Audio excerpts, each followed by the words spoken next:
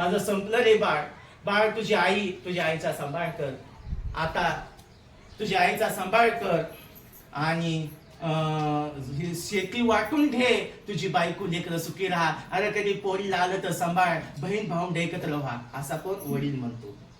आणि आई सुद्धा काय म्हणते, बाळ माझं संपलं, आता तुझ्या वडिलाकडे बघ, लक्ष दे आणि ही संपत्ती घे वाटून आणि तुझे बहीण भाऊ एकत्र व्हा, संसार चांगला करा. जाता जाता म्हणतो, पण हे न म्हणण्यापेक्षा आपण जाता जाता एकच म्हणा.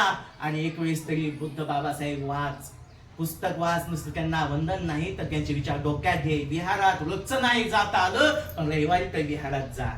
एक वेळी पुस्तक वाच आणि त्याचं आचरण कर. आणि बुद्ध आणि धम्म त्याचं पुस्तक वाच, बाबासाहेबांचं संविधानाचं पुस्तक वाच, शिक, मोठा हो. त्याला एवढं जरी बाबासाहेब कळाले, ज्याला बुद्ध कळाले, तर त्याला म्हणायची गरज नाही आई बापाची सेवा कर. त्याला आई बापाची कशी सेवा करावी शिक्षण देतात महापुरुष.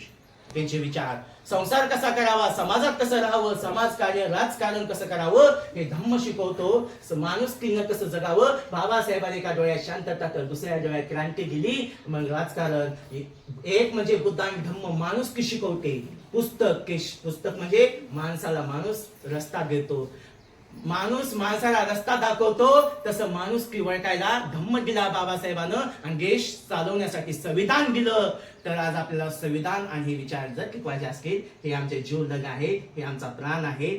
संविधानाचं पुस्तक आणि बुद्ध आणि धम्म हे पुस्तक जर जिवंत ठेवायचं असेल तर आम्हाला काय करावं लागल, लेकरं घडवायला लागेल. शिका आणि लेकरांना पुढे जा, एवढाच मला संदेश द्यायचा आहे. आणि या ठिकाणी आलो मी, शांतपणे बसलात, ऐकलात, काही चुकलं हुकलं असेल तर आपली क्षमा असो. जय भीम, जय भीम, जय भीम.